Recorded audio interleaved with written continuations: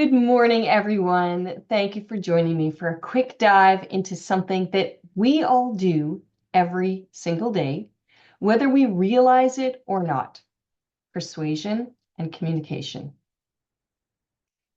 I have a few really important facts I want to share with you about how you can communicate better and how we can teach our students to communicate better. The first thing is that we need to understand our audience. We need to know who they are, what they think, how they feel, what they believe, what their needs are, what their concerns are, and what their motivations are. And this is vitally important in life. You do this every day, probably without thinking about it. Sometimes we have situations where we think quite a bit more carefully about this. So I want you to think of a job interview.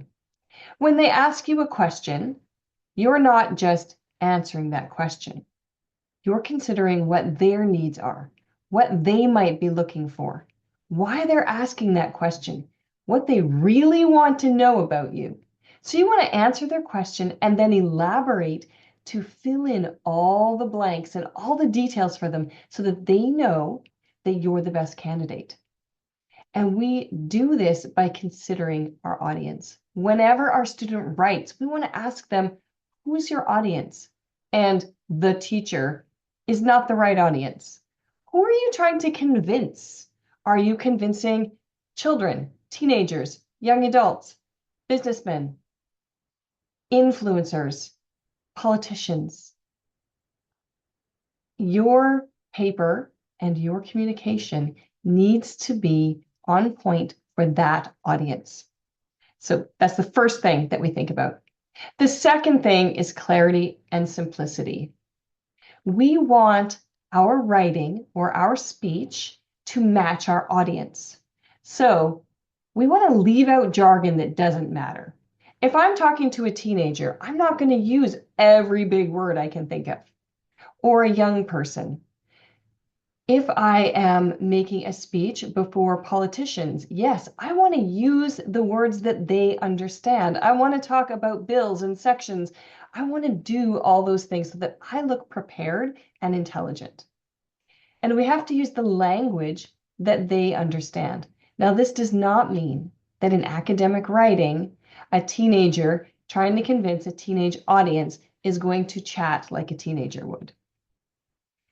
There might be a place for that, but at least in Discern to Learn classes, we try very hard to move our writing from natural colloquial speech, the way that we talk on the street all of the time, into a more academic avenue, because that's where we really want to go. And we need our writing to be direct. We need to get to the point, stay on the point, prove the point, and conclude. We don't want to have rabbit trails.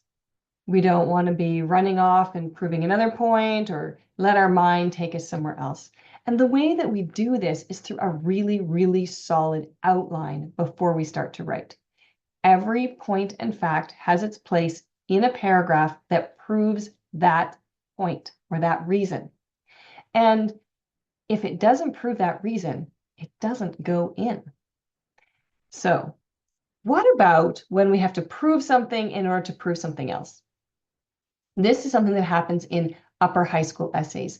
And it's like a mini essay in an essay. And that has a new format, sort of. We just embed a smaller essay into a larger essay. So first we prove one point, and then we prove the bigger point of the paper. And that's something that I too can help your students with when they're ready to go there. And let me see, the last one is, why does it matter? The fact is, you might have reasons and facts and proofs, but if they don't actually matter in the real world, if they don't make a difference to your reader, to your audience, who cares anyway?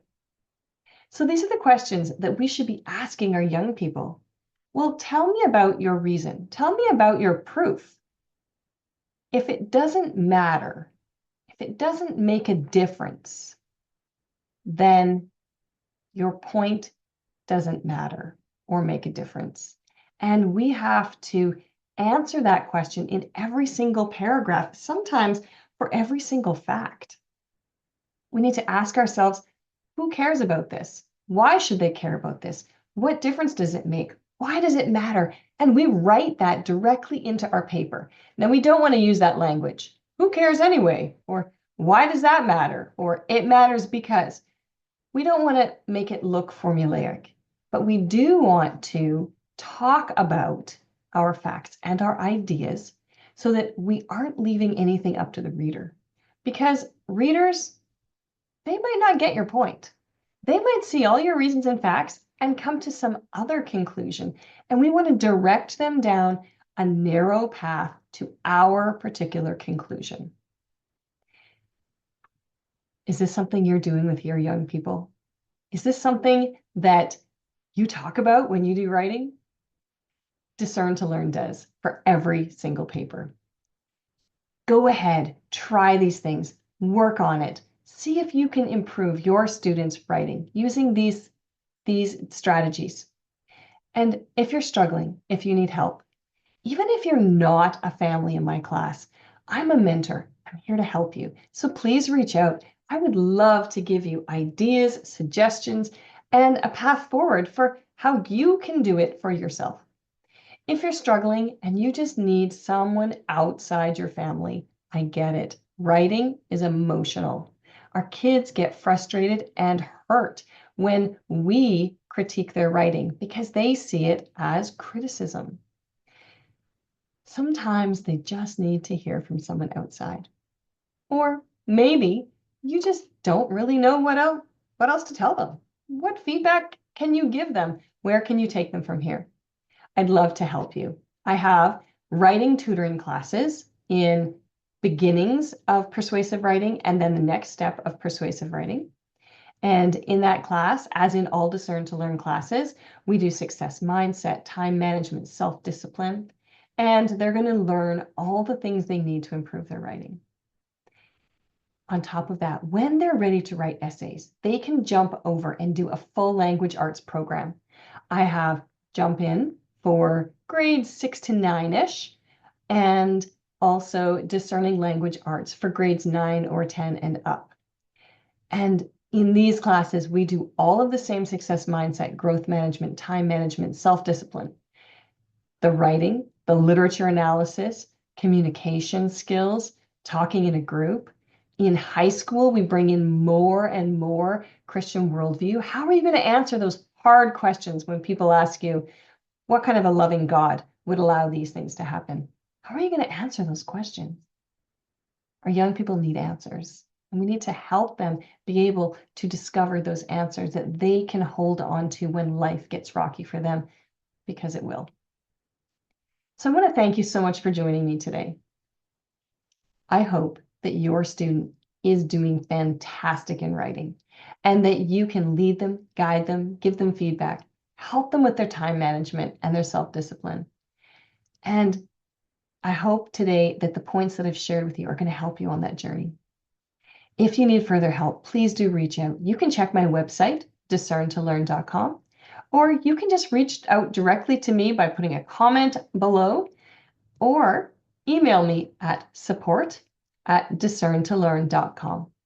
Thanks so much for joining me today. Have a wonderful day.